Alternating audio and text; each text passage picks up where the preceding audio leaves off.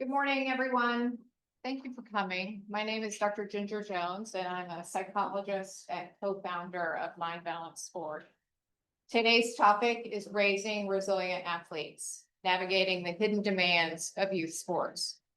I'm thrilled to be here today moderating this panel of experts who will offer a multidisciplinary perspective on the emerging needs and patterns that they're seeing in their work with student athletes.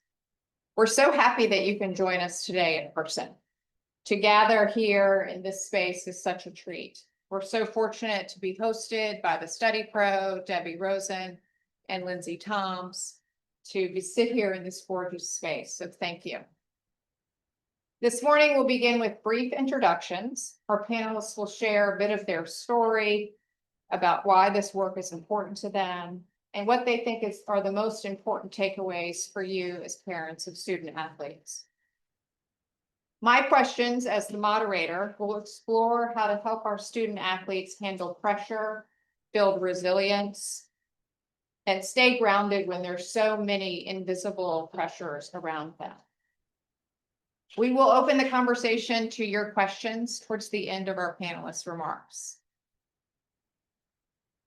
To get us started with introductions, a little bit more about myself. Dr. Turby and I founded Mind Balance Sport about 3 years ago, but we've been talking about it for at least the last 10. Like many of you, I'm also a parent. I have 3 athletic teenagers, and I've stood on the sidelines watching my kids' competitions and games, asking myself, who is teaching these kids mental skills? Who is helping them with the pressures of being a student athlete? Who's helping them feel like they need to be perfect? Who's helping them dealing with the sense or the fear of failure? Who's helping them when they are wondering why they are playing so well at practice, but not in games? Who's helping them manage the feelings of isolation when they're injured? And who's helping them when they return to the field after a long rehab, worrying they're going to be re-injured? These are just a few examples of what the students come to Mind Balance Sport to talk about. Our Mind Balance Sport performance coaches are also athletes. They're helping our student athletes achieve the balance that they need to understand that they're more than an athlete. They are kids who are at school with families and friends and hopefully other interests. And when they're able to strike that balance of mental and physical well-being, it helps them navigate the pressures that we're here to talk about today. We are so fortunate to have this incredible group of panelists who bring a wide range of insights to this conversation. Dr. Mueller, would you like to kick us off with introductions? Tell us a little bit about your story and why this work is important to you. Sure. Yeah. So I'm Landon Mueller. Nice to be presenting today.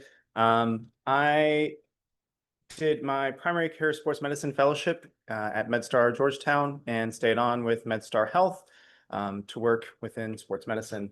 Within that capacity, not only do I see sports medicine patients in clinic, which is actually just right across the street, but I'm also involved with team coverage with several teams that MedStar Health is affiliated with. For the previous 4 years, I was with Marymount University right down the road as their only team physician for athletics. And then this year, I've also moved from Marymount to Georgetown University, where I'm one of the primary care sports medicine physicians there. In addition to the collegiate level, I also have some roles within some professional teams, Old Glory Rugby, which is a professional rugby team that we have here in the DC area. I'm one of their team physicians. And then I also am one of the physicians with the Capitals with the NHL. Kind of span the gamut between seeing high school athletes, in clinic and then working with professional athletes. And I'll just say in terms of one of the things that why I do this basically comes down to that incredible gratification that I feel after having assisted an athlete with an injury or a concussion and seeing them get back on the field. I think that's a very unique feeling, even as little of a role as I've played, and I certainly rely upon specialists and therapists and athletic trainers and everyone else who's involved in the multidisciplinary team, it's still very nice to serve that role and be there on the sideline when the athlete returns to the field. Thank you, Dr. Mueller. Dr. Funk? Hi, good morning. I am Josh Funk. I'm a physical therapist. I'm also the owner of Rehab to Perform. I think the reason why this topic is most important to me is it's actually what pulled me into the profession that I'm in. I was a youth athlete at one point and fortunately was relatively healthy, but had a serious injury. I tore my labrum when I was in college. And I'm aware of just the identity challenges, the ability to stay connected to sport, stay connected to teammates, continuing to do things that are meaningful. And that turned into a career for me because I had such a good experience with the people that I interacted with throughout the sports med ecosystem that we had at Ohio State. And then my present job, I'm in a situation where about 21 to 22% of the people that interact with our company are pediatric orthopedics. So, your youth athlete population. And we do physical rehab, but as many of us are aware, the mental and emotional challenges, the mental and emotional connection, the ways that you can put athletes in a position where, it's safe for them to be challenged, safe for them to potentially fail. Ideally focusing on cultivating levels of self-optimism throughout the rehabilitation process. So there is a psychosocial component to, the more biological processes that maybe we think about from a rehab standpoint, and just happy to be here with the room today and be able to share stuff that, I've learned and been exposed to over the course of my career, and not just from a PT standpoint, but also as an athlete myself. Thank you. Oh, I don't know, I could get behind that. Dr. Cherby? Then go blue. Um, So I am Dr. Cherby. I'm the co-founder of Mind Balance Sport. You heard from Dr. Jones a little bit about what we do. We are a sports psychology practice which focuses on youth athletes.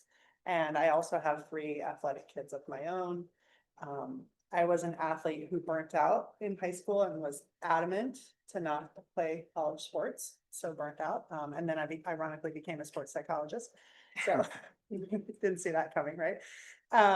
But excited to be here. We've been thinking about this panel for a long time and feel this topic is really important. So we appreciate you all coming. So appreciate everyone for hosting us. Dr. Marin? Yes, I'm Nancy Marin. It's great to see so many faces here today. I'm a clinical psychologist here in McLean, and most of my work centers around neuropsych testing for all different kinds of learners. I work with lots of kids who have ADHD, lots of kids who are autistic, lots of kids with learning disorders. And I started to see in my practice that those things were impacting our athletic kids in how they were doing with their sports teams. So I reached out to the folks at Mind Balance Sport recently and I said, what do you think about adding an assessment component to your sports psychology work?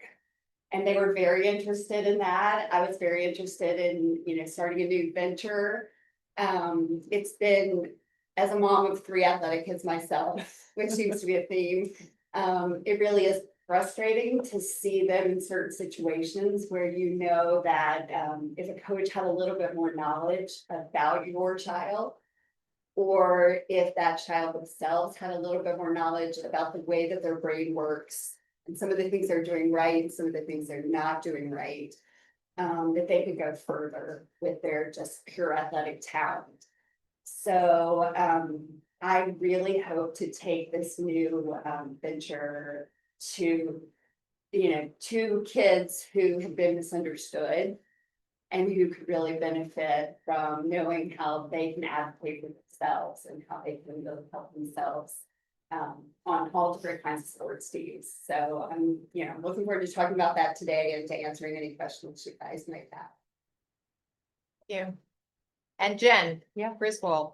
I am the only one without the title of doctor on this panel, so I'm trying not to worry about that, but So she has the most useful knowledge. yeah, Right. I have a lot of School of Hard Knocks background. My professional background is in the military. I was an Air Force officer for 20 years. And then flipped into entrepreneurship and have worked with women entrepreneurs for the past 15. But where this all intersects is that I also come from a family of athletes. My husband and I both played D1 sports. He was track and I was volleyball. And then we have two kids, one who's running track at GW right now and one who is slated to go to USC to play soccer. So the recruiting world has become a really big thing for us. And we saw a lot of stumbles on the way where families either think we can't do this, this is too complicated, our kid is not good enough. And a lot of the psychological aspects that come along with that. Whereas I see it differently. I think every kid should want to play in college and there's a lot of opportunity for that if you're willing to do the work, but it's a mysterious process. And so we are trying to demystify that, at least for women's soccer, which we know very well.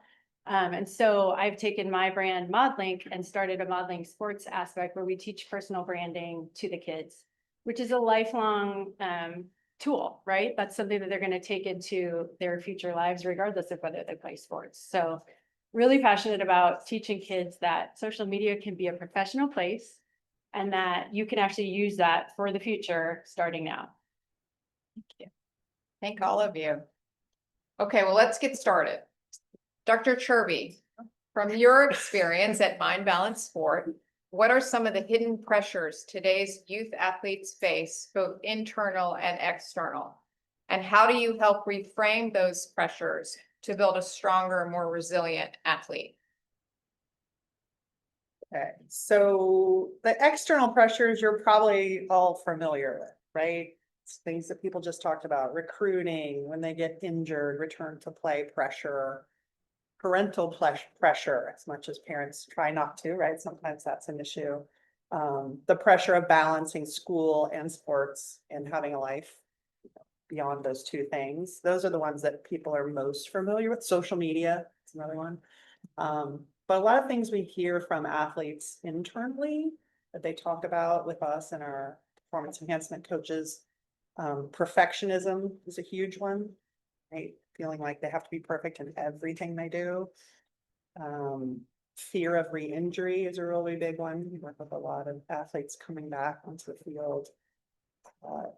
They definitely talk about the fear of disappointing people. That's one we hear a lot. They're going to let their teammates down. They're going to let their parents down. They're going to let their classmates down. That pressure. So those are kind of top of mind, some of the internal pressures that we hear a lot from them. And we teach them mental skills to deal with that. And we believe, as Dr. Jones was saying, you know, for years we were sort of saying, why aren't people teaching these kids mental skills? And really kind of, we felt like we're both clinical psychologists. A lot of them might not end up in our therapy offices with anxiety disorders and other things. So we see them as very prophylactic. We use things like mindfulness, visualization, teach student athletes the difference between process goals in terms of performance instead of performance goals, the growth mindset, all of that. Emotional regulation is a big part of what we do. So all of that are ways, it's very individualized with each athlete, that those are things that we do to help build resilience and confidence. Confidence is something that we're not necessarily born with, but you can teach it. The internal pressures and expectations athletes put on themselves can be really overwhelming for an athlete, for sure. Dr. Funk, how can coaches, clinicians, and parents work together to create a culture that supports mental health and resilience rather than adding to the pressure the athlete already faces?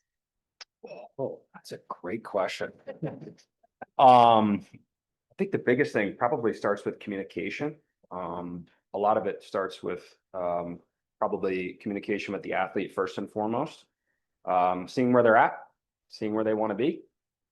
I think then having the adults in the room kind of reverse engineer what the process might look like for that individual. So, you know, if you have an idea of, you know, current ability levels, current mental, emotional state, current performance, you would need the adults to match the individual's goals. with the plans and processes that go, go along with that. So I don't know how to further elaborate on that, but yeah, I think for me, I mean, it really starts with, an athlete-centric approach, and making sure that, the athlete is at the center and that is not dictated to by potentially an overzealous coach or a parent who might be a little bit misguided with regards to information, or things that maybe that they've seen online or whatever. It kind of process things that you might be combing through, but an athlete-centered approach really starts with talking to them first, and putting them at the center of whatever is going on with regards to the framework and structure that you might put in place for them. Absolutely, and encouraging open communication and collaborative work between all of the disciplines, for example, sitting here today helps with that.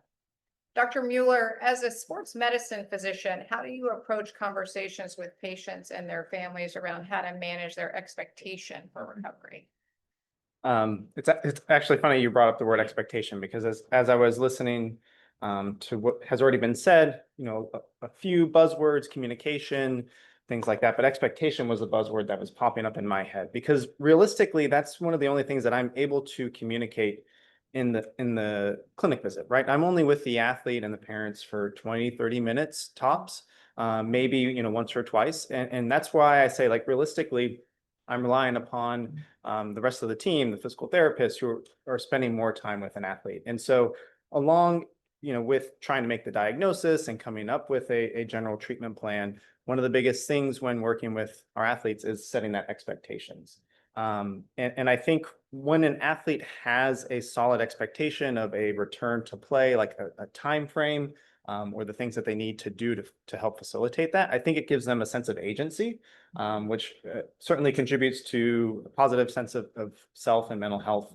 And so that's one of the bigger things, especially when I'm working with our collegiate and professional athletes, is trying to communicate, okay, expectations of, all right, we think you're going to be out for a month, but we're going to try to get you back in time for the conference playoffs, things like that. And so a little bit is individualization of trying to communicate that plan. And then I think it is really important in terms of expectations to try and give them a time frame, and a realistic time frame for both the athlete and their parents. Thank you. Moving on, Dr. Chirby, how do you define resilience, and what strategies at Mind Balance Sport are used to help athletes develop it in a healthy, sustainable way? Resilience. So that's a word we hear a lot, and obviously the title of being here, right? I think resilience is really about an athlete's ability to face failure, to fail, right? And if you play your sport long enough, you win some, lose most. Like, that's just the reality of it. So to face failure, learn from it, reset, and not lose their confidence. To me, that's kind of the essence of resilience. It's not just about grinding harder.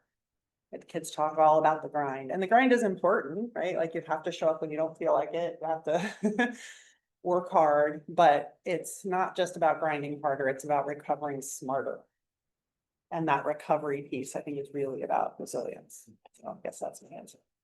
Parents and coaches want the best for their young athletes, but sometimes good intentions create pressure.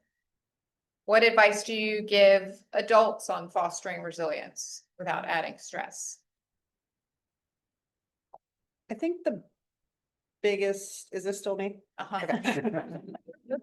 I want to hog up. Sorry. The time. That's okay.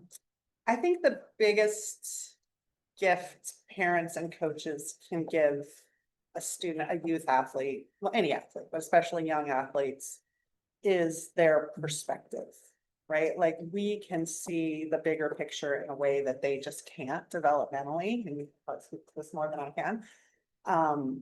And so creating a space where you're reinforcing their effort, you're noticing, right, they're being a good teammate, things that they have control over, as opposed to, I mean, the minute that an athlete, I shouldn't say that, when an athlete feels like love or approval are contingent on their performance, their joy of the sport eventually erodes, period. Like we see it over and over and over again. And when they stop enjoying their sport, their performance eventually goes down. Those two just go hand in hand. So creating an environment where it is okay to fail. That's kind of the secret sauce, I think. Dr. Funk, what are the most effective ways to help youth athletes view setbacks, injuries, losses, reduced playing time, not as failures, but as opportunities to build resilience and self-awareness? Another great question. Yes, I always feel like you're like fixed within a certain time window. Yeah, I mean, I think in terms of the lens that we operate in, it is, you know, reframing, for the individual, getting them to not focus on the loss, but getting them to focus on potential, getting them to understand that they may be able to work on certain things that they've never been able to work on before. If I, you know, draw a huge parallel, and just something that I read recently, but a lot of us are familiar with Caitlin Clark. You know, she's never been injured, so now she had the ability to find ways to tap into her leadership or tap into different elements of training. You know, she got to focus on things that, you know, she had never filled her cup in before. You know, largely, you know, her cup being full involves her skill set, leading the team, being that ball in the hand type player. And ideally she comes back and she's more holistically developed. She's more well-rounded. Her having a mindset that that's going to lead to her being a better teammate, a better face of the organization moving forward. So, you know, with these young people, you know, they might have had an identity surrounding their role on the team that they're on, but they might never have been able, at least in our environment, being able to really focus on physical preparation. A lot of them play a ton of games. Like we have so much competition nowadays where, you know, more competition is somehow synonymous with being better. But a lot of athletes lack preparation, you know, lack basic like PE skills, basic physical competencies because we focus so much on gameplay. So, you know, if you communicate to them these small things that you're going to work on and really celebrate small wins that maybe they're, you know, thinking about things that might fill up a stat sheet, but we're thinking about checklists from a physical competency standpoint where, and not to go into a whole like rabbit hole about the long-term athlete development model, which I'd highly recommend everybody focusing on, because the most important part of athletics is to be active for life and not just have this pinnacle moment in college, but have physically active adults. But you kind of reframe what winning looks like for them. And at least again, in my world, is physical competency checklists while also putting them in safe to fail situations that take them to eventually returning back to the field. But, you know, going through that mental journey, and it's not just about physical, but it's the matching the physical stuff that they're doing with their psychological profiling. For us, it looks like a return to sport index where you can look at their overall like psychological readiness while they're going throughout the process with us. But yeah, it's reframing what winning looks like, if I had to summarize it. Yep. And it's a great time to work on your mental game. Yes. Just saying. Anything else, Dr. Turby, on that? So far we've been talking about mental health and resilience and helping athletes navigate the ups and downs of sport. But one of the toughest challenges they can face is dealing with injury. Dr. Mueller, what are some considerations for mental health in athletes who are going through an injury, for example, that requires surgery where they're going to be out for much longer? I don't know that I have that much more to offer than some of the things that we're just discussing in that last discussion and some of what I said before. I think having a timeline is one, again, very helpful for athletes because it gives them realistic expectations and a goal to work for, right? Our athletes are very used to having a goal to work for. And I think it's very similar from even like a post-surgical perspective. And Dr. Funk, and probably works more directly with the athletes in this sense, but like, let's say you have an athlete who has torn their ACL and they've had surgery and then they're coming back. And that's usually somewhere in like a 9-month process. So we have that kind of expectation, that timeline. But even within there, there might be certain goals for them to hit, a certain range of motion, a certain strength, and a return to just jogging, little things like that. That I think are key to outlaying even ahead of time what it may look like for the athlete. And then certainly taking the time to work on other skills, mental skills, things like that. Thank you. How about for athletes who've sustained a concussion? How was that So- different or similar? So that I would say is very different. So I do treat a lot of concussions in my practice. And that is in many ways harder because the recovery from concussion does not have a typical timeline. So it kind of goes against everything that I'm saying of it's great when we can provide a timeline because it gives a goal. Whereas the recovery from concussion and traumatic brain injury is much more variable. Studies show that the average adult and late teenager will recover somewhere in around 4 weeks, but that's usually an average. So we have tons of our athletes who do better in a couple of days, a couple of weeks, and they turn around. And then we also have a small subset of athletes who can take months to recover.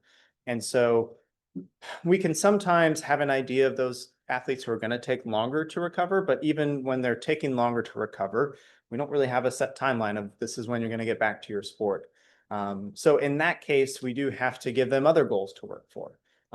We focus on things like returning to school as the first priority and getting to that step. And then we get them plugged in with different therapies to address specific symptoms, and that gives them a goal to work on. So it's different in that there's no set timeline. It's a lot harder to standardize it, and that's where a lot of individualization comes in. Can I ask a question briefly on that topic? Please do. Is it beneficial to find ways to be a little bit more active after a concussion versus the old stick them in a dark room? Yes. Okay. So that paradigm, Very that paradigm has significantly changed in the last decade or so. We refer to that as cocooning, which is where we used to just tell athletes to go sit in a dark room until they feel better, and then And they love that. right. And it makes it, in hindsight, it makes zero sense to take our highly active athletes and tell them to just do nothing until they feel better. And so that paradigm has significantly changed. And we also have a lot of science now, a lot of studies to show that a gradual increase in activity is the best way to do it. And so that's kind of the new paradigm, is a gradual return to your activity. And so from day one in our athletes after a concussion, even if they're still having symptoms and they don't feel great, we try to get them on a stationary bike for like 15 minutes. Because we recognize that just moving the body and getting the heart rate up just a little bit is actually beneficial for both the body and the mind. And so it's a whole other discussion, but yeah, the general paradigm is a gradual return to activity. And so that may be a little bit more cardio, introducing strength training, getting them back into school, all these different things to eventually get them back to their normal activity level.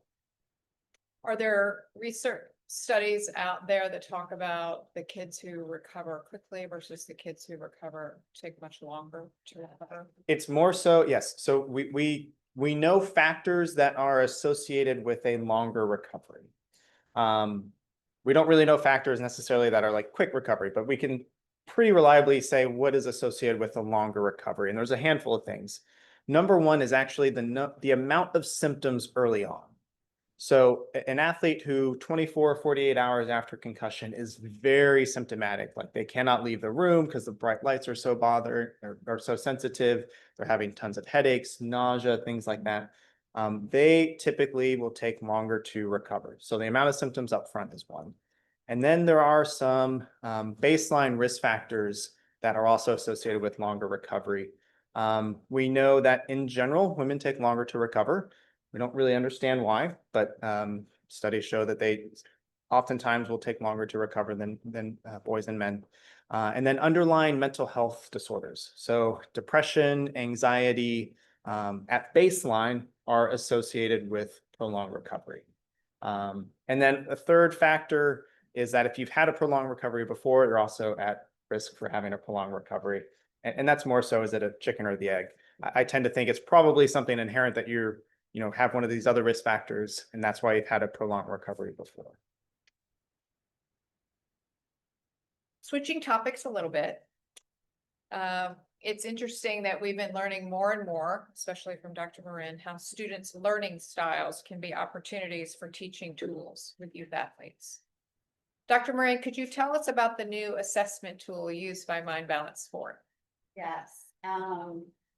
When we first started talking about doing assessments at Mind Balance Sport, I had this picture in my head that we would probably give every athlete who came in a WIS, an intelligence test.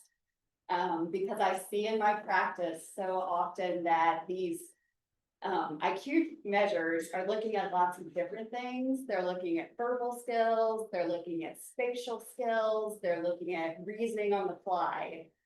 So I thought in my practice, wouldn't it be nice if we could say to a kid who doesn't have great spatial sense, you really shouldn't play a sport where you need to be able to see the whole field. Like, you shouldn't play soccer, you shouldn't play basketball. Like, it's gonna be hard for you when the coach says, he's gonna move here, and then you're gonna see that and know where you should go. I think that is probably not the most efficient way for us to get our athletes really understanding their brains. Although I would say a WISP or a WACE, those are, the child and the adult versions of intelligence tests can tell us a lot and can probably give us good guidance for what sports the kid might do well in.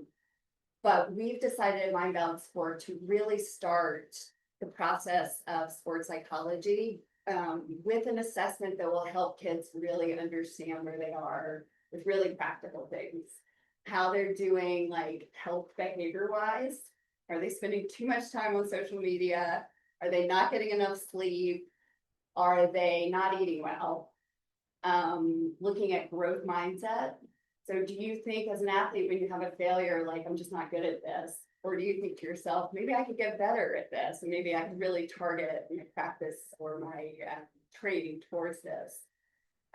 What is your team culture like? Is your team culture really toxic, where the coach punishes you for mistakes, so you never feel like you can try anything new because you're just going to get taken right out of the game? Those are the kinds of things we think will be really practical for kids and parents who have the proactive nature and want to get their kids training mentally as well as physically. So we're going to offer that as part of the package at Mind Balance Sport, where every kid will know where they start, and then we'll retest them a few months later to see how that coaching is helping them. So that's we're really excited. We've adopted a questionnaire that was used by a great sports psychology program in Minnesota that works with youth and adult athletes of all different levels. And they did all the heavy lifting of surveying hundreds and hundreds of athletes and coaches. And now we get to use their measure and get to figure out how the kids that are going to be seen in Mind Balance Sport, where they are starting and what they need to work on.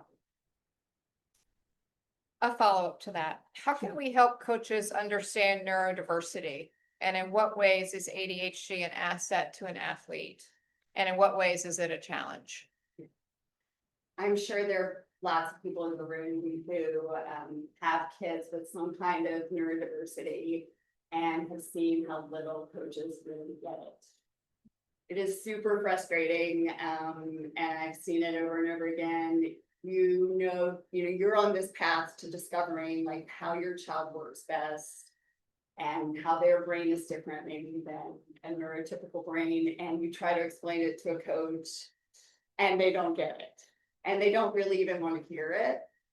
And I think that can be one of the most frustrating things, because one thing we know, just using ADHD as an example, these kids can be some of our most incredible athletes, because when they are interested in something, they are locked in, hyper-focused, and really, really incredible.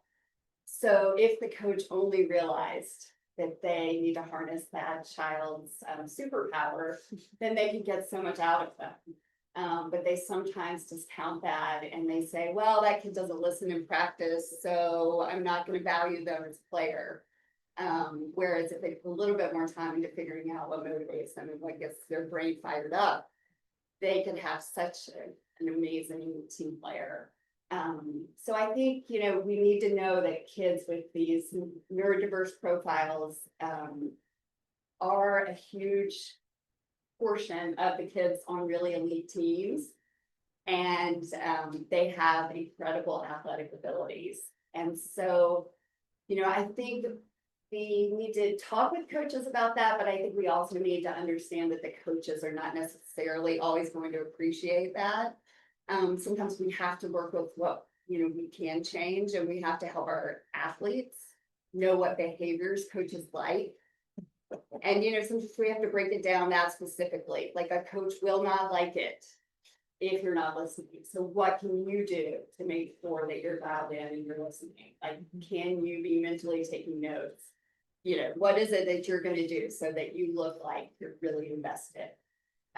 And, you know, as I've spoken to a lot of parents in my practice about, sometimes if we really feel like the coach is sort of picking on our child or not appreciating them, I think we need to dilute that toxicity by having them be exposed to other coaches, other professionals, other mentors.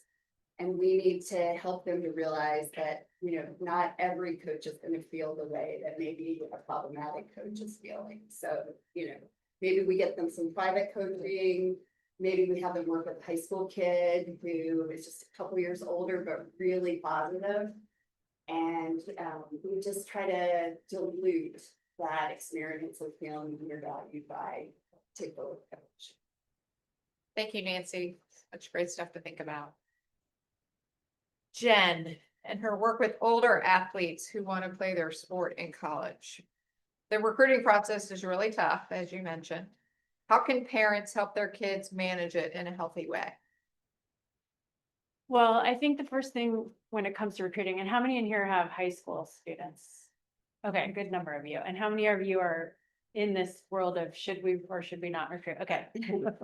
It's a sea of mystery is the way I like to think about it. And we've done it with 2 kids now, and it takes a lot of knowledge to do it well. I think the biggest piece, which we've already talked about, is communication. Really having deep conversations with your kids about, is it you that wants this? Is it them that wants this? And why do we want this? In a household of 2 D1 athletes, we were gung ho, like, let's do this. But at some point you have to stop and sit down and say, is this what you want? What kind of education do you want? What's the most important? If you already know what you want to work in, where can we find a match for your school? But the reality is, sports are also a fantastic way to get into some of the schools that you may want to get into, and you may not be able to get in academically. So there's some real deep conversations you need to have. One of the ones we had is, do you want to be the star on the team, or do you want to fight your way on to get onto a bigger team, bigger competition? My daughter's actually in the room, so maybe she'll weigh in, but she said, I want to fight my way on. And that's a big difference, right? If you're going to be the kid who is the star of the show and starts every game as a freshman versus the one that wants to play in the big game, and it might take you 3 years to get in the starting lineup.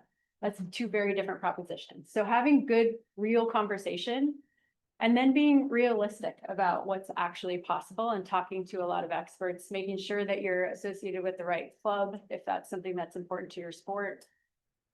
The hardest part about it is that there's a lot of gatekeeping in the recruiting world where other parents don't want to tell you, there's a lot of that.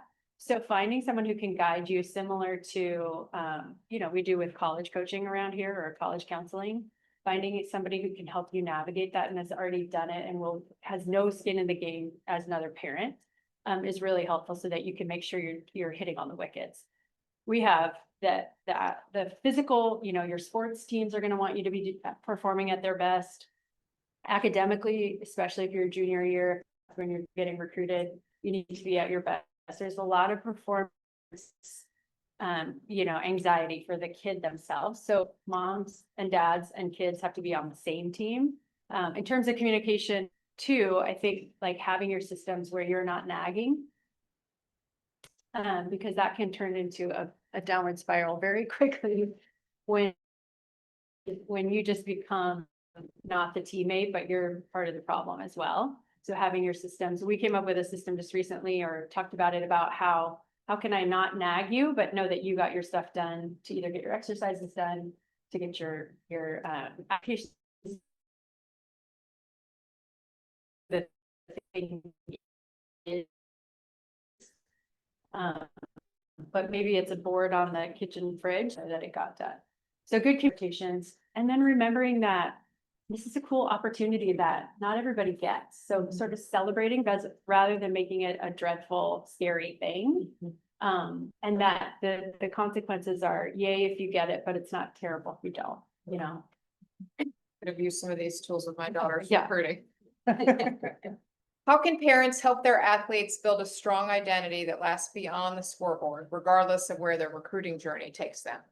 Yeah, this is what I get really excited about in the recruiting world.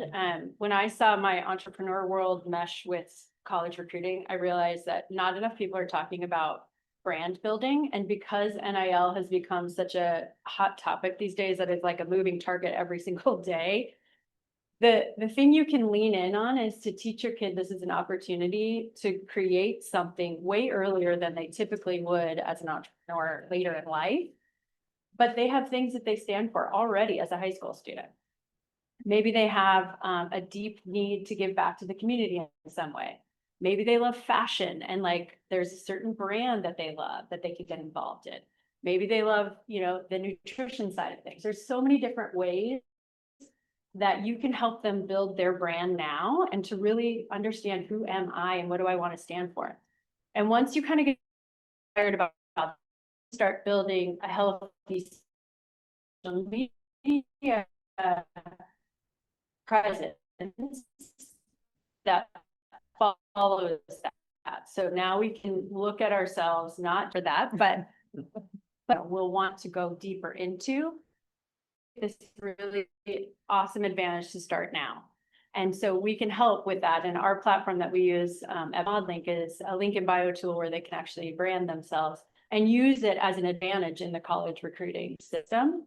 But it's a really cool way for you guys to work to kind of like take a peek at being professional and knowing, what you stand for and how to communicate that are skills that you're going to use forever and ever in your life.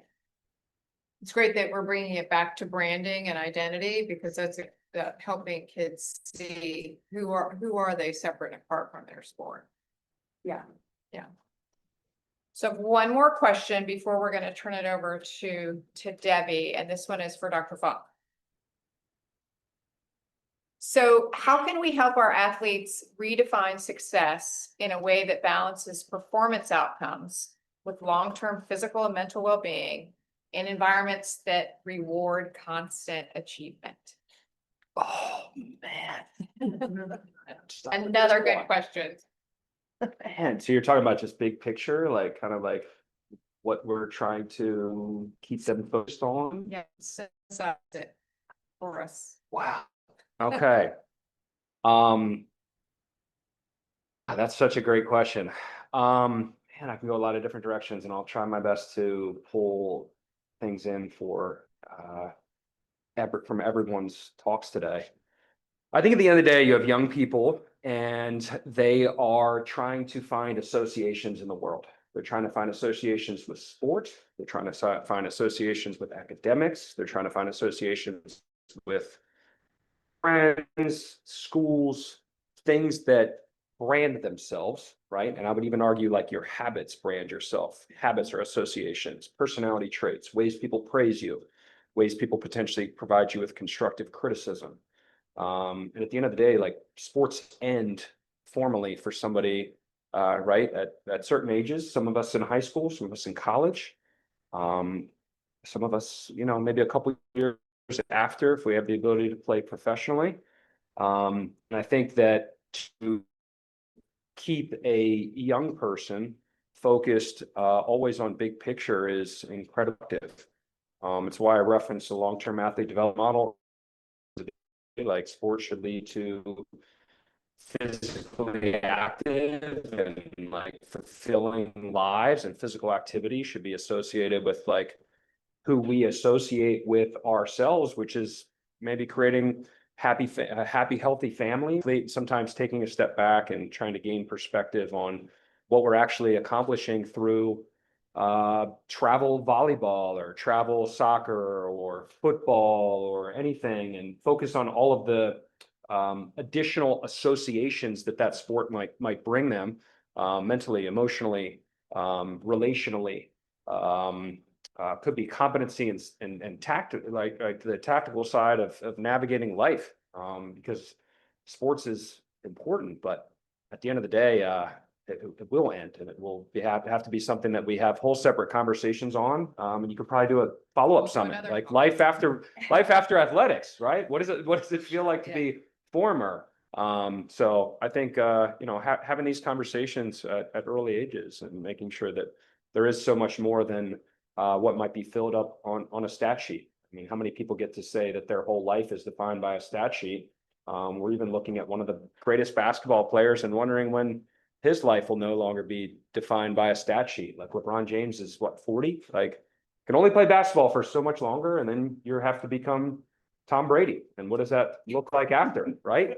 So, and what kind of associations is he going through? What kind of struggles has he gone through on a personal, mental, emotional level? And hopefully people are having these conversations with him. So, you don't end up, unfortunately, like negative statistics. And there's former athletes out there that really, really struggle. They really struggle. We haven't even talked about finances. So I think the word association really like comes, kind of comes full circle with all of these topics, because at the end of the day, like, you're trying to associate a sport with mental, emotional well-being, physical well-being, academics, relationships, and potentially providing opportunities for them to springboard into their 20s, which is probably the hardest time period, and you really figuring out who you are. And quite honestly, probably, and I have a 10-month-old, I've got a long ways to go, but like, you're probably like feeling real good, like 23, 24, 25, like your stamp of approval. Society is probably giving you like a stamp of approval to a certain extent. So I think it's just, you're talking about those big picture associations that you're looking for your kid to have, that has to go beyond starts, minutes, stats, these numerical things, and instead who they are kind of armoring themselves to go out into a world that is not easy. So all these moments where they experience things that aren't easy, well, great. How can we look at the positive side of things and how this is making you a better person and preparing you for life? Lots of nodding heads. Any other comments? Sorry, I tried to pull everybody's No, things in it's together. great. It's Yeah, fantastic. like, it's a tough question. So before we move into your questions, which I want to get to very quickly, I want to turn our attention though back to our hosts, who will surely connect the dots between athletics and academics, showing how the same executive function skills that drive success in sports translate into school and life. Debbie Rosen, take it away.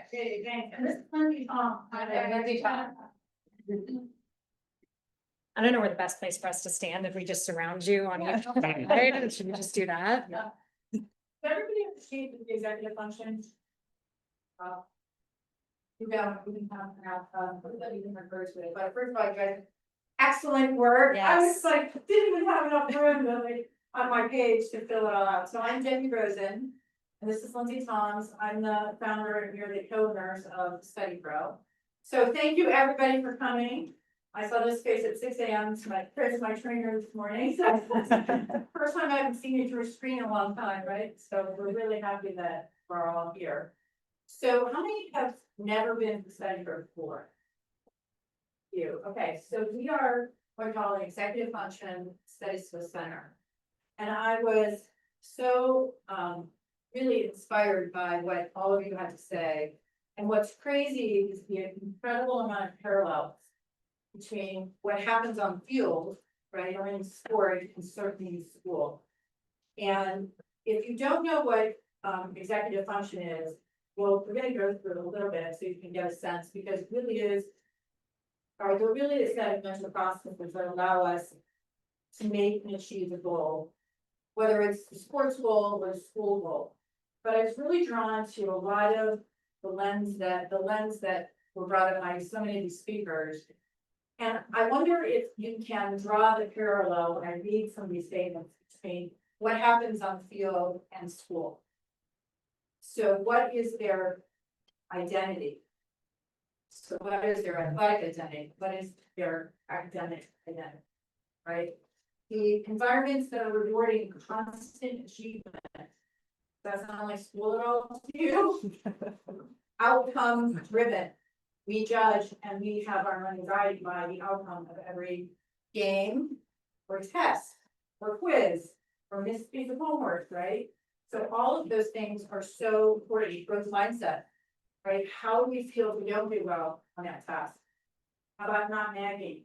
That have any relationship to school, do any of you that have been, right?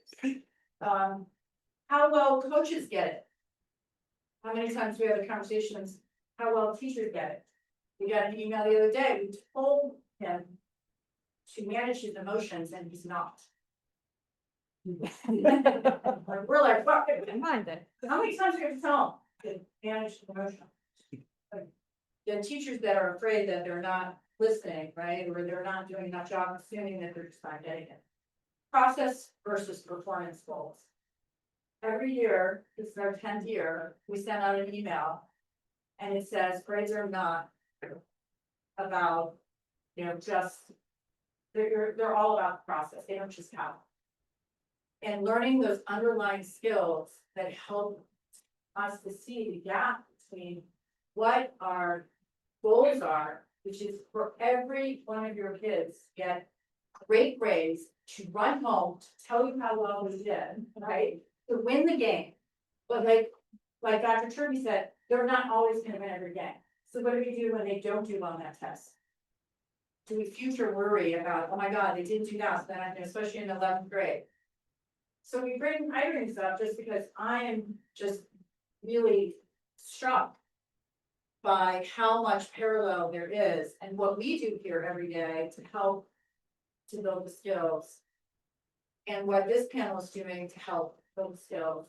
And I will say one other thing, before I turn over to Lindsay and she'll talk a little bit about, so what exactly are those executive function skills that can help to build those skills both in their sport and in school, which is that Rachel Bailey, who is a parenting coach, and excellent friend of the study pro and speaks with us often, she defined resilience in this way. She said, or maybe it was self-esteem, but it's still, I think, very much the same. She said, when you go home and ask your kids, which I do all the time, 2 questions. Do you believe that you deserve to be loved just the way you are? And do you think you have the tools to manage things that come your way? And at the end of the day, having this communication, having these conversations for our kids is so important. Because I want my kids to believe they deserve to be loved, whether they won the game or they got the A. And I think you all do too, right? So I think having those conversations really with your kids are really, really important. And I know I do that all the time. I ask my kids every day. So I'm trying to over to them. Yeah, no, that's perfect. The tools, right? The tools to handle things that come your way with the resilience that you were describing, Dr. Turby. Like I can handle a setback. Okay, look at that paper for the side. You have that paper with all those blue executive function skills. So you might know the skills that your athlete needs, like the external skill, like they need to be able to dribble the ball or like, throw the thing. I was not the athlete in my family. It's not surprising at all. But you might be able to see those skills and they can see those skills because it's external, right? I think Dr. Landon, you said about setting a goal, right? Even for recovery. So executive function skills are the literal cognitive skills that you need to be able to set a goal, see into the future, and handle any roadblocks that come your way to achieve that goal. So when you look at them as literal skills, it's the same way as like my ability to dribble the ball is my ability to manage my emotions or my ability to shift and be flexible. It changes the whole outlook of how we might be supporting the kid getting to the goal, right? Because then it doesn't look like lack of motivation when it's not happening, right? It doesn't look like they're not caring. They have a goal for recovery, right? Have you ever met a athlete that came into your office? Now, here's the thing that might shock you. We have never met a kid who did not have the goal to do well in school. And that includes the kid that says, I don't care. It doesn't matter.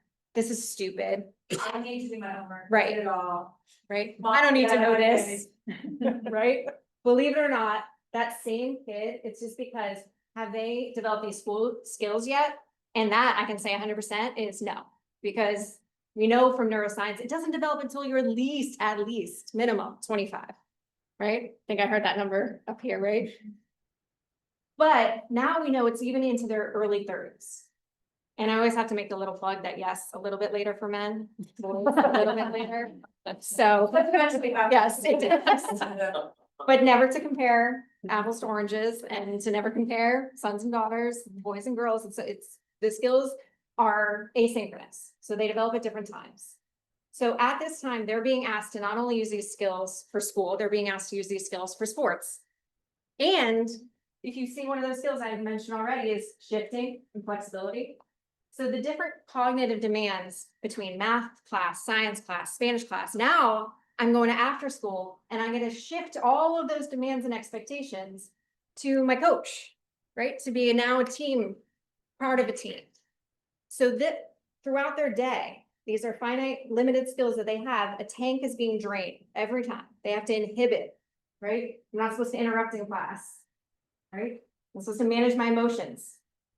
A teacher snapped at them. They got in a fight with their friend on the way to math class. I have to use a ton of working memory in math class. So that's getting drained and drained and drained and drained and drained throughout the day. Now I got to shift and use those same skills. So they're not actually that separate. So a lot of the times thinking about identity, we have kids who are like, I'm just not good at sports, or I'm just not good at school.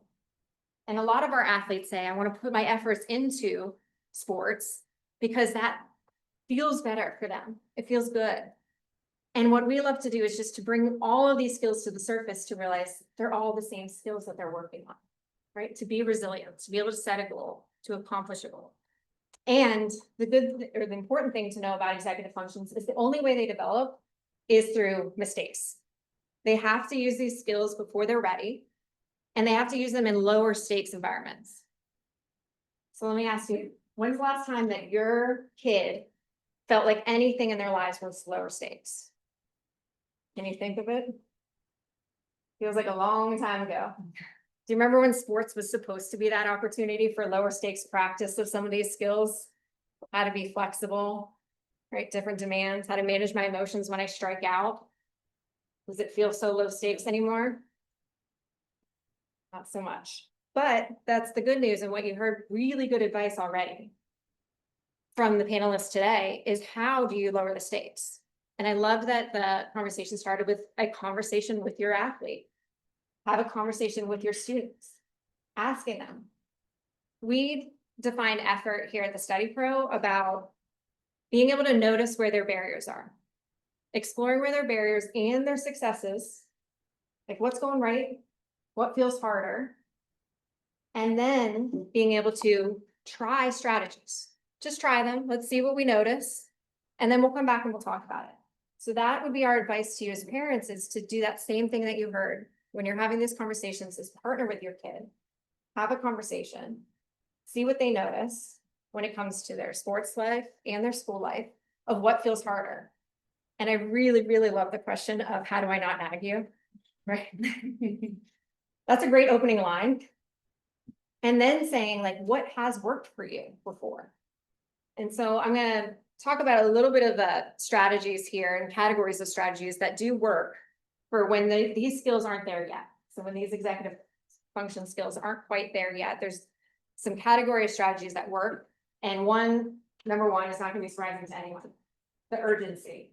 So anyone have a student who works on it at everything last minute, who gets it in at the right? Do you see that with athletes, that somehow they can turn it on because of the adrenaline, right? The excitement of the game. That's what's happening, is they're getting a bunch of cortisol and a bunch of adrenaline that really makes them lock in. When you hear the kids say, I need to lock in, that's what they're describing. They're describing that last minute urgency. Now, too much, too much doesn't work, right? Have you seen the kid who's waiting for the last minute urgency, waiting for the last minute urgency, and then doesn't get anything done at all? Right? Or it's gotten too much. They used to be able to do that in middle school. They can't really do that in high school anymore. That's might be what you're seeing on the field as well, too. The urgency of the game has gotten too much. So we're looking for like the porridge is just right kind of urgency. So that opening line of, hey, how can I not nag you to fill out the college application forms, get your social media set up, right? Do your PT exercises. How do I not nag you about that? Is the same as how do I not nag you about getting your homework done? Right? I saw in your grade book, you have a missing assignment. So if I open up the conversation is, what does work for you? Have you noticed that urgency works for you? Do you notice that the last minute stuff when they give you that, yeah, I got it. It's gonna happen. Just like, I hear you. It sounds like that due date might be a little too far away. So what would be a good way that I can help create some healthy urgency for you? Should we make a date? Should we go to the coffee shop? Should we go to the library? What do you think sounds better? Should we work at home and I'll just body double with you and sit next to you while you're working on this stuff? Does it feel better to do that at home or do that somewhere at like the coffee shop? Because that's the second category of strategies that work. Urgency works, right? Novelty works, something new, different. So I always make the plug that if you have one of those students who's always like getting the new planner or calendar, or they seem really, really, really excited about this new exercise or this new drill for like a week, and then it goes away. Do you see this in your offices too? When I look to the doctors of like the novelty of something new or different spurs a lot of initiation. But then that can fade. So maybe that's the thing we notice. Instead of trying to remind them like, you used to be able to do this, or why were you doing this last week? And why is it not happening this week? What if you approach them and said something like, does it just feel boring now? Has the novelty worn off? I swear it sounds silly. But even that's why we want to get the new pair of running shoes. That's why we want to get the new outfit. Well, I speak for myself as that came out. But I do see it with a lot of our male athletes too, that the novelty comes in with like a new social media account that they're following, like a new athlete that they get really, really excited about. And that can be spurring their urgency or their novelty of something new or different. And so those are kind of the ways that parents can partner with their kid, have those conversations, but really think about it as if I want to help my kid be resilient, be able to handle tough things that come their way. It's not just about rah, rah, you can do it. I believe in you. Because internally they're saying, okay, easy for you to say. They actually might say this to you all out loud, how they actually said, easy for you to say, you're not the one out there on the field. Easy for you to say, you're not the one taking the chemistry test. When's the last time any of you had to do chemistry? I got through college, grad school without ever having to take calculus, and now they're taking calculus in high school. I don't know how that happened, but it's been a long time. So instead of that, saying, okay, it's easy for you to say, and you're just trying to hype them up, it's saying, hey, let's notice where it's hard and what skills are missing and what strategies we might need to make these skills easier to access. So. Yeah, and I just want to close by sharing that on the front of this, when we talk about performance versus where they're achieving. If you're noticing your anxiety or you're feeling you're not sure what to do about something, maybe not getting your homework done or something's happening, you know. Usually that gap is one of these skills. So we're having a hard time initiating. We're having a hard time inhibiting. We're having a hard time keeping things in our head. We're having a hard time managing their emotions. We're having a hard time planning and organizing. This isn't just like our people calendar. It's like organizing. We wake up in the morning like, okay, we're going to study for whenever we do this, we have to bring this and this. These kids literally do not have those skills. Imagine a 3-year-old that you said, go upstairs, you know, get these 3 things and come down in 10 minutes. Like, do you expect that 3-year-old to do that? No, because you know that that part of their brain has developed. So if we see things that we're getting frustrated about, That's really what Lindsay, I think, and I think everyone here is trying to talk about, is to notice and go back to the sheet and say, what is this? And what can I do to help with that skill versus just saying, did you start work? Because the truth is they don't know how to start. And you can just keep it smaller and smaller and smaller until it makes it easier, the task easier to start. One example, Chris, that I can put on spot here is, Chris and I were brainstorming a little bit about the kid who forgot stuff all the time, right? Always going to the game, getting something there, getting to bring something, and it became a challenge in family, but other kids are getting frustrated, they're always off schedule, they can turn back around. So what can we do? We have two choices. We can be super frustrated, and I can twist the energy this time, we could shame and blame. Oh my God, again, forgot that again. How many times have I told you, right? Or choice Chris made was, you know what? We all as a family have different skills. So let's make this a family thing. So luckily all of his kids names start with P. So he called it Team P.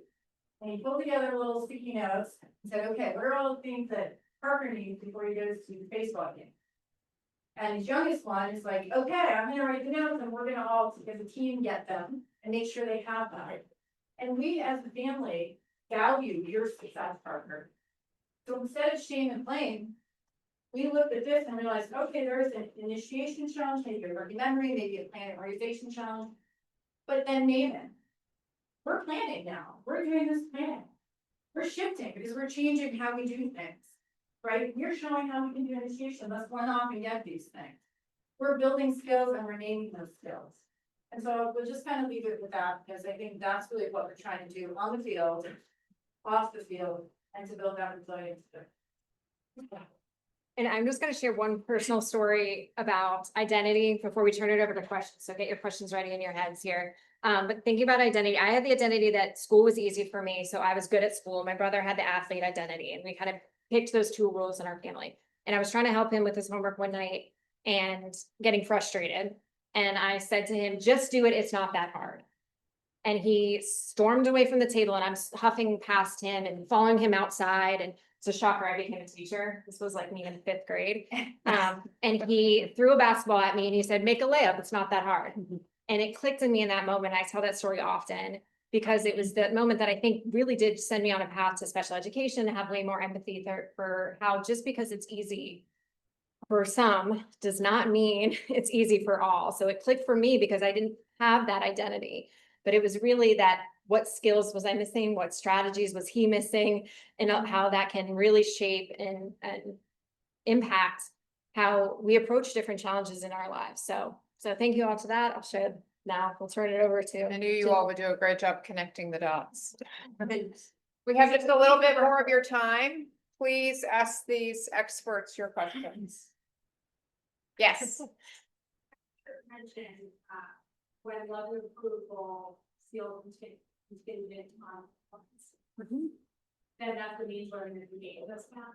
How do you thread the needle as a parent of pushing someone to go to practice, for example, when they don't want to, and not creating that dynamic where it's also you have to go to requirements to get my approval. Right. That's a tough one. Every family's different, right? There's no one set of rules. In our family, the rule was if you signed up for a team, you had to finish the season. If you didn't want to play next season, great, that's one less thing for me to do. I had 3 kids. But if you made a commitment, you had to fulfill your commitment. So that was an example, I hope, of how we made it not about the performance, it was about the commitment that they made to the rest of the team. So I get it, you don't want to go anymore, you're not getting playing time, but this is what you decided you wanted to do, so you have to finish it out. So small shifts like that, I think can be helpful, making it about something else. Because I don't know any student athlete that at one point didn't want to go to practice. I mean, that's just, they're tired, they're overworked, they're overscheduled. So that's totally normal. And I would say the other side of that coin, this is maybe not your question, but sometimes a kid might need to miss practice. Right? Like that doesn't have to be the end of the world. If it's for the right reasons. And so did I answer your question? Yeah. Okay. Other questions? Yes. So I have a help me understand question. My favorite reference is when I was an athlete some 40 years ago. Boys and girls, high school, early college. I don't remember seeing athletes crying on the bench, getting pulled out of the game. God forbid I ever cried. I'd have my butt and. But athletes today, just a couple days ago at a match, girl got pulled out of the game, sat on the bench, started crying. Help me understand that. My favorite reference 40 years ago to today. What's changed with the athletes' minds? That it's okay to like break down and cry on the bench. It's just a sport. It's not fun. It's just a sport, but I see that more today, boys and girls. I watch a football game, high school game, a weeks ago. Kid get pulled off the court or the field, coach yelled at him, started crying. Like, so, I don't know. Does it help me understand? Can I answer only just, because I wanted you just to briefly look at that emotional control, which I wish it actually was named a little bit differently, because what emotion do you think an athlete feels when they're pulled off the field? Name an emotion. Yeah, they're probably feel embarrassed. Embarrassed, yeah. And so many years ago, those feelings were there. Yeah. Those feelings are there today, same feelings, right? So what you're describing is just the external behavior of crying. So if I were to answer what's the difference, is that we've evolved a little bit in accepting that control doesn't mean suppression. Control can mean, how do my emotions impact my goal? And so if crying and letting it out and feeling my feelings and showing that emotion helps me regulate and then be able to show up for my team or cheer for my team, get back on the field better, then that's a great evolvement that But happens. doesn't control also mean I need to control my emotions and realize that in a situation like that, I may be detrimental. I think that the important thing is to explain and partner with any athlete. And just to help them notice, like, what do you notice about that feeling? And what does help? What does help? But I wouldn't, I caution about latching on to an external behavior of showing emotion as an automatic, saying that it's impacting their goals, that or it's a bad thing, or that it's a consequence that would affect them as an athlete. But it's something to explore, but I think that would be the main difference, is just how we. Anybody on the panel have any remarks to that? I just, Yeah. I think another element to this next generation is the visibility on social media, which is a sad reality, but it is a real one. That, and I can tell you just from working with women entrepreneurs for 15 years, that the way we operated 15 years ago to what a young girl is willing to do today is very different, in that they are so worried about being judged. And so I think that just, you know, is amplified when you know that that probably could be on camera somewhere, or my failures are now everywhere. So I think that there's just another element that we didn't have growing up as athletes that many years ago, that is an added piece to the equation now, that is just something we can't get rid of. Yeah. I grew up with that dad. But one thing, and I feel what you're saying, because I felt that, but I think for all of us, you know, when we've had those situations, it's, what's that say about me? That I'm feeling, not, because I feel that when my kids cry. But I think that's with whatever we've felt. What does that say about my upbringing? That I feel that way about them. Just want to say it's having a Latin dad. No emotion. Yeah. Yeah, it can be very hard to say, what do I do about that? It makes me uncomfortable to see somebody upset. And so a lot of the times it was easier to say, have those feelings at home or not at all, right? Versus like, oof, maybe it's it makes me feel uncomfortable. It makes me feel really, really sad that I can't help that kid through that moment, and they're really upset and I don't know what to do when a kid's really upset. Can I add to what you said earlier, mistakes are hard. Oh, yes. So I think when I played sports growing up, my kids have, and I always say like, I love sports. Right. I would never want to play in this environment. Like my kids can't leave like the lack of tryouts. Like, no, I never did that. You wanted to run this summer? Nope, snooze, like, sport ended, it started. So I think to your question, and I've coached like we were all around a lot more kids that were just doing it for fun, and enjoying it, and there wasn't this NIL or scholarship or this expectation, expectation and stakes. So you were at a game where you just wanted to win, and you might not have played as much, and then you just moved on. And so that's what I think, and like you see it in varsity sports, that if it's not a kids based sport, they might not want to play, because that's not a scholarship sport, and I don't think I'm dating myself, but I mean, that just didn't exist. You played 3 sports, and when I played a sport in college, and when I started playing it, my parents had it didn't enter their head that I would be playing in college. It was just, that's what you did, and then eventually it led to that, and just being able to use side, and you were entering sports at second, third, fourth, fifth grade with an idea of like scholarship and recruiting, and it just adds to the stress of it, of like, I mean, I actually love taking my daughter to one sport that she plays in the fall, because she's not gonna play in college, it's literally just for high school, and there's something so pure and lovely about it. So if she does get pulled up, she's not gonna cry, because it's not the same expectation, so I don't think it's that like, things that necessarily got softer, but the ones that are there, when I have a parent that's like, oh gosh, that means you're recruiting, there's like a ton more in the background, is what I hear from that question than there was however many years ago, that pulling off to them means like significantly more than just, oh, I didn't play as much this game, which is like what we would have thought in the 80s and 90s. To them, it's like, there goes this, it's like a cascading thing going through their head. And that can be coming to terms with social media, their parents and all this other stuff. Right, So- Jill, you're talking about all the noise that we're trying to teach them mental skills to be able to block out. Yeah, Yeah. which, I mean, I just don't think we can, I don't think we can, too back to the layoff analogy, like, yeah. we did not have to deal with place for that same, maybe if you were in gymnast or something, sure, but I'm just saying like the average college athlete. But the other thing to remember is the exact, while all that's happening, the exact same thing is happening on the college side.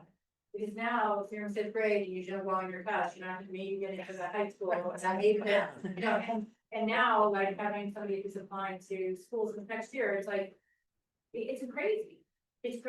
Like, people getting 4.5s and, incredible grades on their FATs and getting denied to all these different schools. I mean, so that frustrates also.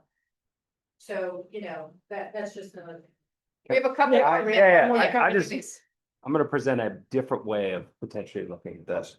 And I don't have the answer. I'm not in the mental health world. I'm not, but emotion, you mentioned crying. We can mention temper. We can mention extreme happiness. I would argue that all 3 need to be adequate and optimal within any kind of environment that we're in. So regulation being probably the most important thing that is taught regardless of the event, but event plus response equals outcome. And the question more would be, if I have an individual crying, is it repetitive? How does it affect other teammates? How quickly can they get back to baseline? Crying doesn't happen at high levels of anything regularly.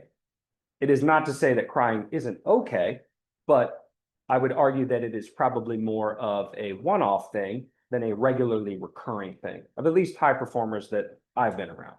I would argue that they also don't allow extreme happiness to deter them. And they also don't allow things like anger to significantly deter them. So is it the emotional expression that's problematic? Probably not if it's one time. Is this regularly happening? I would need to dive into that, but I would also argue that I need to look at tempers and also extreme happiness as being a barometer. I mean, we always talked about 24-hour rule or 48-hour rule.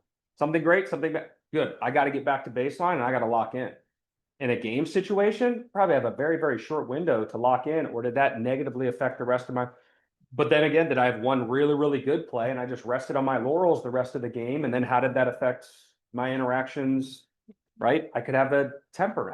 Temper was more my thing. I had to lock in my, and that would be what I would get, right? Something bad would happen and I would get angry, right? And that could lead to penalties or other interactions. So, I had to rein that in and find ways to channel that emotion, knowing that it could have immediate impact on the field or also like detrimental things to teammates or how coaches would perceive me. So I just think it's, we need to look at the overall expression of emotion and probably the word regulation a lot more, and how it's affecting not just myself, but others, and the chronicity of it versus single occurrence. So, yeah. And I would just say, Josh, that emotional regulation does not mean suppression. Right? Yes. Those are not, right? That's exactly Yeah. what you're saying. Yeah. Right? It's how that gets processed and expressed. E have plus, E another- plus R equals O is always a favorite one for me. Tim Kite, I don't know, I've Question. never heard of him, but yeah. Yes. Super impressive panel. Thank you for all your contributions. Sort of an institutional challenge to lower the stress level of competitive athletes. So our daughter's a competitive tennis player. Shout out both to Dr. Mueller, MedStar. She's been through that because of injuries, and our Rehab to Perform, where both I and my daughter have been through your program. So terrific. And so, you have the mechanism set up whereby you have injury. You have your high school tennis team. You have your USTA matches. And yet, because of the way those are set up, you lose points in a certain time band for USTA 14 to 16, 16 to 18. So, and your matches where you're super successful in high school have absolutely no relationship to your USTA points. So you're putting the stress on the kid to play USTA matches and high school matches and rehab from the injuries when you're out for 6 to 8 months for both knee and shoulder in a compressed time frame where the answers from the coaches and the elite competitors are just go online. Don't do high school. Don't do the tennis team, where she finds joy as part of the team in an individual. Where it becomes number-based for the recruiting through Tennis Recruiting Network or whatever. So you're navigating that dynamic where your integration, holistic view of the mental, the physical, the rehab is all well and good here, but the outer institutional framework is contrary and counterproductive to that.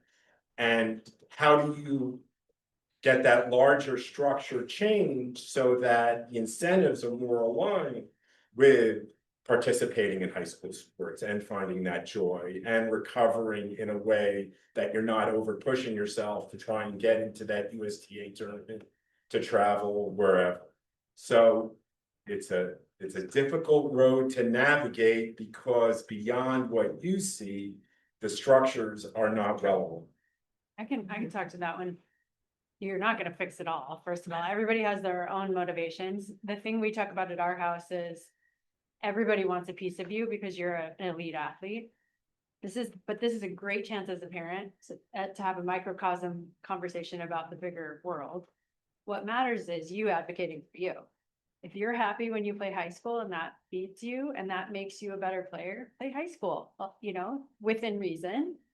And the measurement is not always who picks me up on the recruiting list or what scholarship I get. It is, do I recognize that I can live my life in the way that I want to? And so put that in the larger scope for them to say, if that makes you happy, do it. And then realize that only you can advocate for you. Every coach is going to want you to play every season and want you to come back as fast as possible. We're going through this right now with my daughter in an injury. And should she come back and play high school to win the championship for state next week? And the reality is we decided no, because she needs to be ready for USC and that's her eye on the prize. And that's what she really wants. So it's always a management of your own stuff, but knowing what the bigger picture is for your kid and for your family is most important, I think. And then you decide versus the world deciding for you. Yeah, I just want to reiterate, I think it can be so critical for parents to ground themselves in what they think is important. Because as you were asking your question, I kept thinking to myself, this is what families are for. Everyone wants a piece of your child, but if you as a family can keep your eye on what is best for your child and what they think is best for them, don't ever let that go as not as important as what a coach thinks or what a recruiter thinks, because really you're the one who cares the most. And we have to teach our kids to care about themselves. We have to teach them that even if the coach is like, oh, come on, you're injured, but you can get in there. That we have to teach them that they can stand up and say, I think that's gonna do long-term damage. And they're only really gonna get that if they care about it. So keep encouraging that. I will, it's related to these questions, but I started as a sports psychologist at Virginia Tech, and currently the person who is still there, who took my spot there, is a great sports psychologist, and I was asking him, what, like, if you had one thing you could tell athletes before they started college that you think would make a difference, what would your one piece of advice be? And I did not make up the acronym he used. I will explain it if you haven't heard it, but he said, I would tell them, no matter what, make sure you have at least one friend who's a narc. You haven't heard? A narc. Non-regular A person. non-athletic regular person. Well, that you just said that on, can't wait to text Tristan. But no, it's fine. Yeah. But Uh, his point was, have one support system who is a peer that is not a student athlete. Because, The and narcs. it's the narcs. It's not I don't think it's a pejorative term. I hope not. No, But it's just you're not a sports playing. You're not, You know, yeah, it's like- your other interests. Yeah.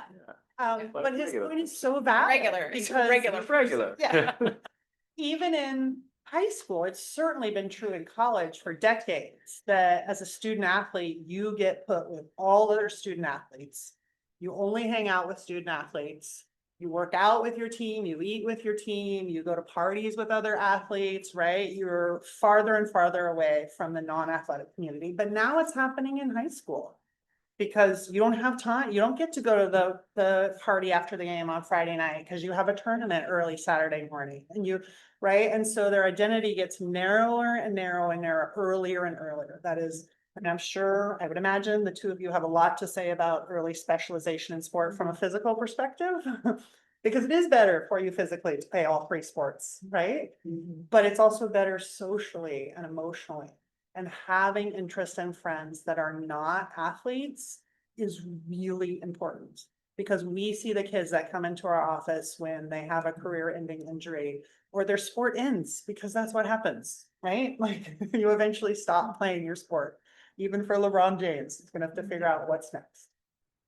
So I just thought that was a really interesting piece of advice I wanted to pass on. That's a great point.